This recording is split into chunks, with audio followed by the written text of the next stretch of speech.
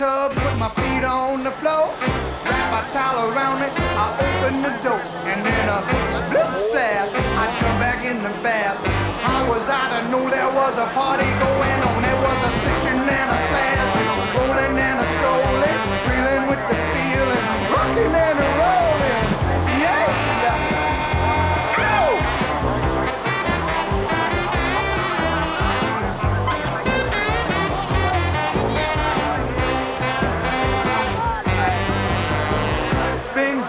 I saw the whole gang dancing on my living room rug. Well, flip-flop, they were doing the bop. All the trees had a dancing bug. There was a lollipop with Peggy Sue. Good golly, Miss Molly was even there too. And in a splish splash, I forgot about the bath. Went and put my dancing shoes on. I was rolling and a strolling, reeling with the feeling, moving and a pushing and a splashing.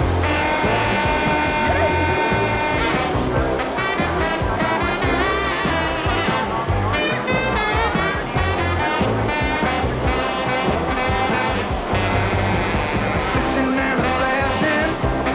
I was a rolling and a strolling. Yeah, I was a moving and a grooving.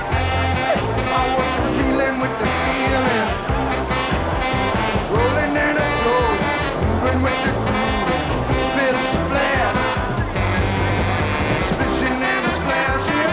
One time I was a rolling and a strolling. Yeah, I was a moving and a grooving. And single beat, those of you probably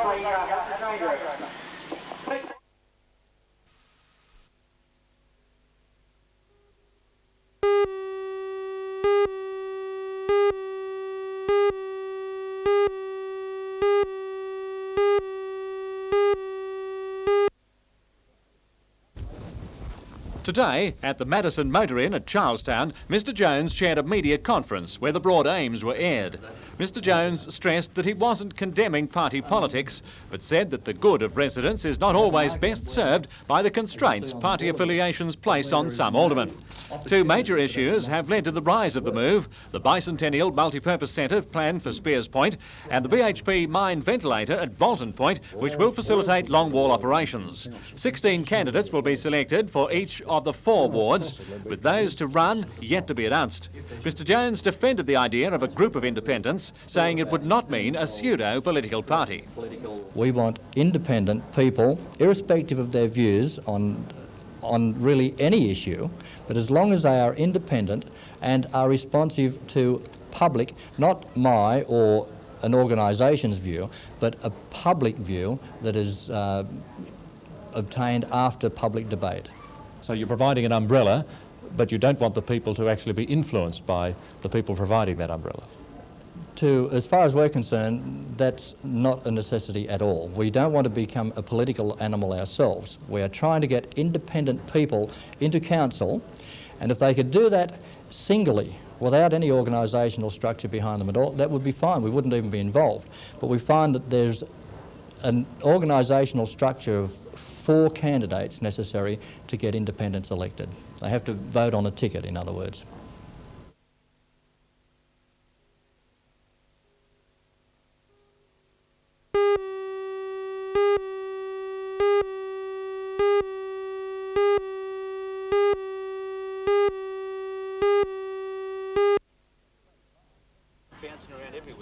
Ray Bartz has a close association with Adamstown Primary School. In 1957, he was a member of the under-10 side, which won that year's premiership. A fitting start to a career which saw him play 48 matches for Australia between 1967 and 1974. Today, he made a special visit to Adamstown Primary to give some last-minute tips to the school's soccer team. They take on Berkeley Vale from the Central Coast tomorrow in the semi-final of the State Primary School Soccer Knockout competition at Parklea in Sydney. The competition attracts more than 400 schools from throughout New South Wales. If they win, they'll play either Albion Park from Wollongong or Padstow North in the final. Ray says the team's in with a good chance, and he's been happy to help in their preparation. I hope I got a message across to them that, you know, I'm sort of proud for their sake that they've done as well as what they had in the state competition, and, you know, I'd just like to try and sort of offer a little bit of encouragement and try and give them an insight into what my career was, and out of that I got a lot of enjoyment, a lot of friends and a lot of happy memories, you know, so hopefully if they can get anywhere near what I got, I'd be pleased for them. Yeah. You've been a great contributor to the sport yourself. Do you think competitions like this, when you're seeing kids enthusiastic like this, is it a good thing for the sport? Well, you've only got to look at the kids, haven't you? You know, it's marvellous, and that's what sport's all about for kids. It's not the politics that come into it and the petty arguments and so forth. It's giving the kids the opportunity to sort of play in sport. They don't need the pressure that is applied in a lot of cases, but they need the mateship and the friendship and the experience that comes from it, sure. How do you think they'll go? Well, if they go as well as their enthusiasm shows, I reckon they'll do really well, you know. They better look out down there tomorrow, I think.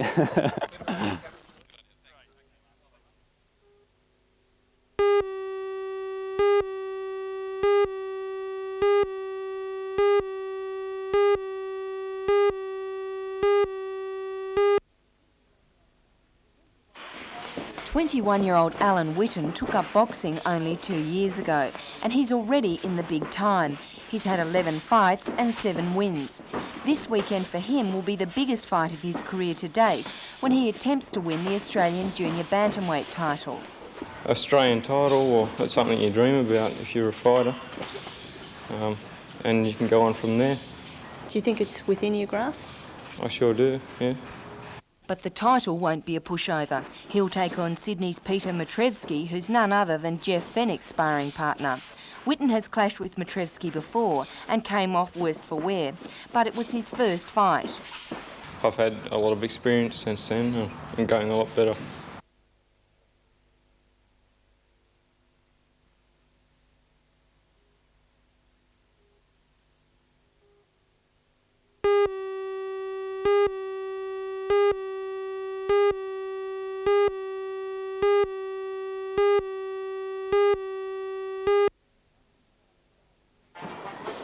The Marching Koalas band is well known in the Hunter Valley as the training ground for budding musicians. Members keep a hectic performance schedule which includes tours such as the well-publicised trip to Newcastle upon Tyne. But everything costs money, including the instruments. Although many are owned by individual band members, some more specialised instruments must be purchased by the band itself. According to the Koalas manager, Peter Cronin, the band has a dream of having 6 marching horns. These project sound much better than regular French horns when the band is playing outdoors. Last night, this dream came closer to fruition when the Musicians' Union handed over a cheque for $1,500 to the Marching Koalas to go towards the purchase of musical instruments. The Musicians' Union also presented a $1,500 cheque to the Newcastle Police and Youth Club Band. They also plan to use the money to help purchase musical instruments.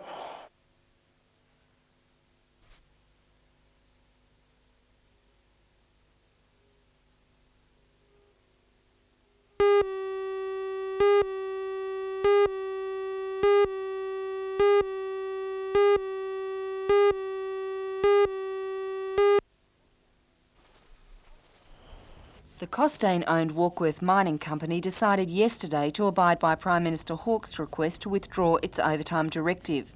Despite accusations from the unions, the company says it didn't break the moratorium. It says it simply wanted the men to work 8.5 instead of 7-hour shifts in order to increase production by 20% and save jobs. The chief executive of the company, Bob Humphries, says the action was taken out of frustration because nothing was being achieved in the Prime Minister's month-long moratorium. On hearing of the backdown, the Miners' Federation called off today's planned national coal strike and instructed its members at Warkworth to return to work. Meanwhile, in other developments in the industry, Coal and Allied has outlined a tripartite package which it says must be implemented if bitter industrial disruption is to be averted. And late yesterday, the state government announced a 20% cut in coal royalties and has called on the federal government to match its annual contribution of $25 million.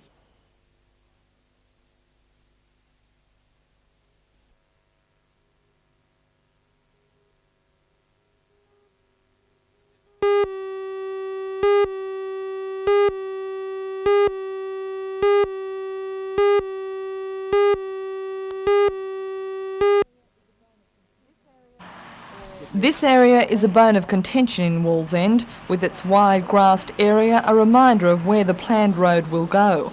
At last night's council meeting, the alderman decided that the DMR's preferred option along Cowper and Thomas Streets in Wallsend is a cost-saving exercise and isn't up to scratch.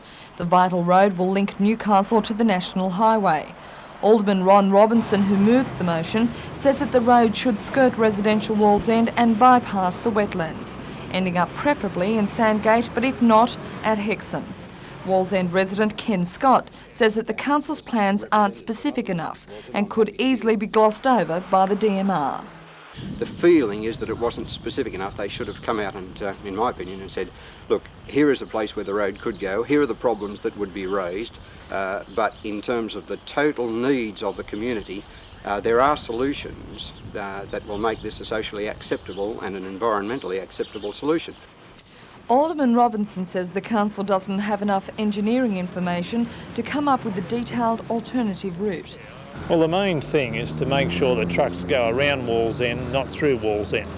In terms of the actual design, that's something for the engineers.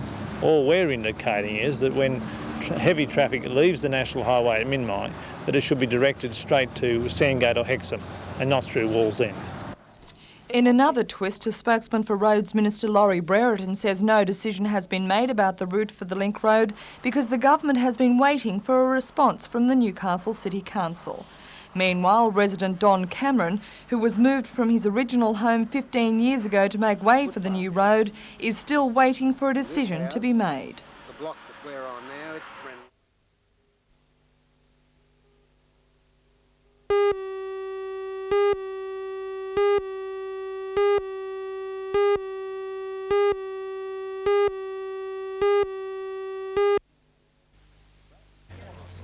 The Brackish Water Research Station at Salamander Bay has gained a strong reputation in the field of mariculture.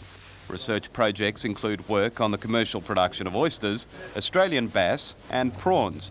It's an area which has been targeted as a potential growth industry and could generate some much-needed export dollars for New South Wales, particularly in the Southeast Asian market. The station's manager, Bob Martin, says the new visitor centre will be put to good use. It's going to be a big thing for the community we live in.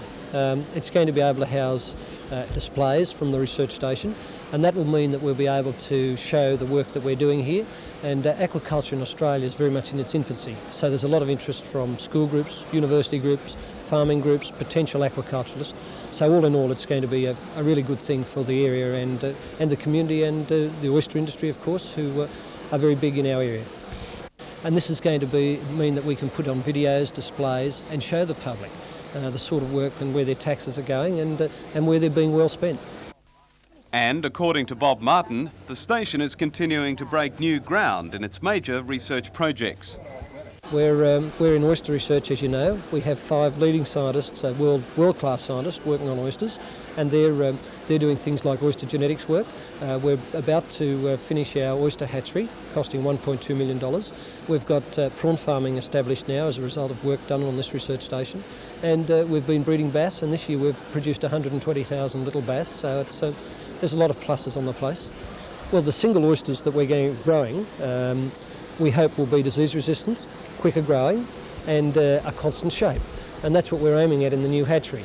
Now, if we can offer that to oyster farmers, they're going to buy them because it would mean a lot less labour in the production of oysters and therefore a more economic product.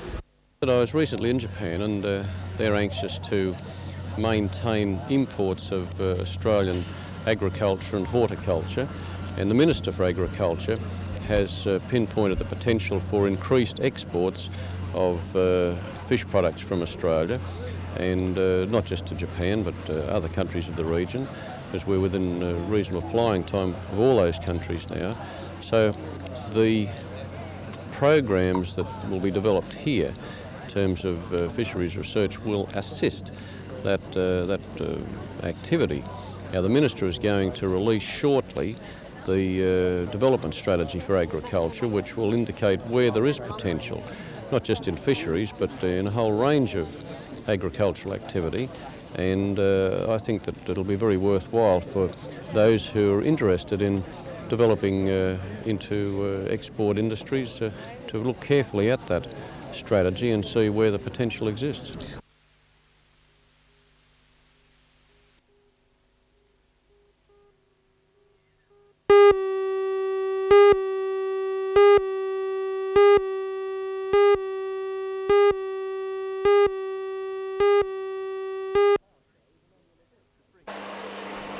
The Spring Flower Show is an annual event for the Society.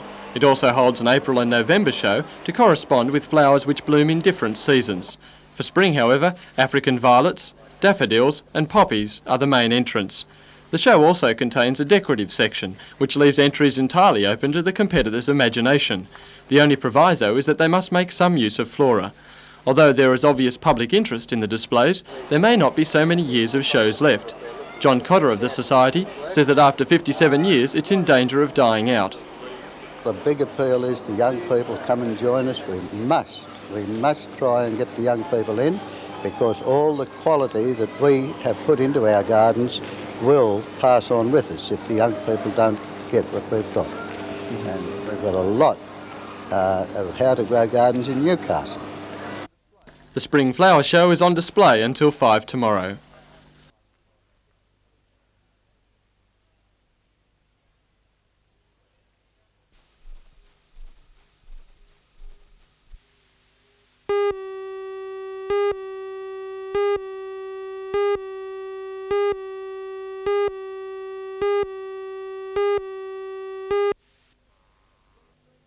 Down. 23, come on Samsy, one more, get it, come on Samsy. That's it. Well done. For the Lions, Sunday's big game will probably rest on the shoulders of both the forwards and backs. Souths were minor premiers in the preliminary season's lineup, with Lakes defeating them in the major semi-final. Forwards such as front rower and captain Paul Merlot, hooker Richard Jones and second rower Tony Kirill will be clearing the path for the team's speedy backs, like Robert McCluskey, Ashley Gordon and Paul Waite. This season, Waite broke the 15-year point score record set by coach Ken Shine, who has South's game plan ready for action. Come on mate, come on, work. Right. We've just got to try and prevent their effectiveness from the start, and then try and put some of our effectiveness into practice as the game wears on. And is South strong enough to take out the premiership this year? Oh, I'm sure so, yes. Let's go. Meanwhile, defending premiers Lakes United are also confident, with captain coach Peter Walsh relying heavily on the team's defence. Former Sydney competition players Dave Edwards in the front row and second rower Mick Pittman are expected to help make the club's 40th anniversary one to celebrate after Sunday's grand final. Battling recent injuries and sickness in the team, the lineup won't be named until tomorrow. Well, I'm not sure about the starting lineup until probably Saturday morning to see, because a few blokes have had the flu and what have you, so I want to make sure I get the strongest 13 to start the game. And you're hoping to make the premiership a hat-trick? So much so, very sure, very confident actually. So whoever makes the least mistakes has got the best defence will win, undoubtedly.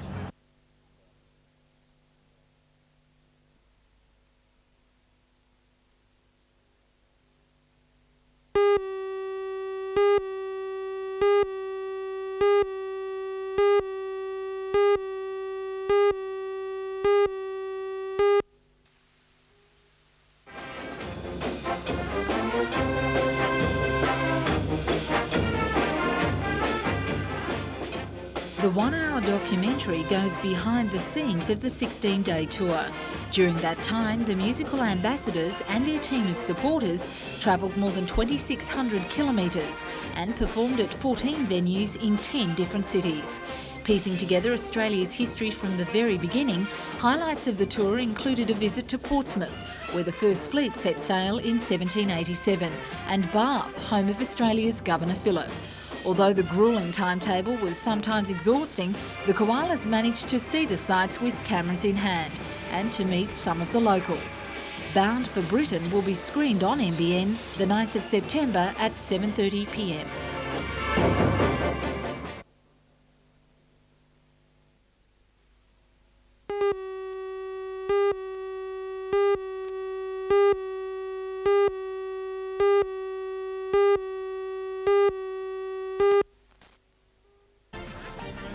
In tonight's news at 6, we'll preview Sunday's Newcastle Rugby League Grand Final between Premiers Lakes United and this year's minor premiers South Newcastle.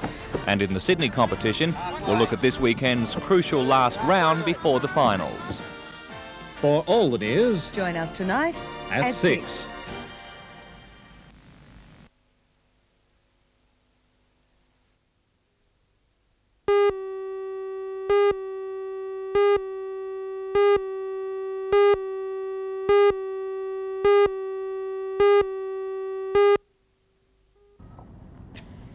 During the past week and a half, Eglo Engineering has been carrying out the time-consuming job of loading 3 huge oil rig modules onto this barge at Kurrangong. The combined weight of the cargo reaches nearly 3,000 tonnes, with the largest unit weighing 1,200 tonnes. It's thought to be the heaviest single module ever to be shipped out of Newcastle Harbour. The modules are now on their way to SOBHP's new Brim oil field in Bass Strait, where they'll be assembled on platforms to house the production drilling unit. The cargo is the 6th of its kind to be transported by Eglo in the last 10 years. Although no contract has been signed for the construction of more modules, Managing Director Hans Off is confident about such future work. Meanwhile, Eglo's 100 employees at Kurrangong will be kept on the job. We have been awarded a major job from the SOBHP joint venture for the Bass Strait, which will commence in Newcastle in October and will ensure continued employment for our workforce for, well, certainly until June next year.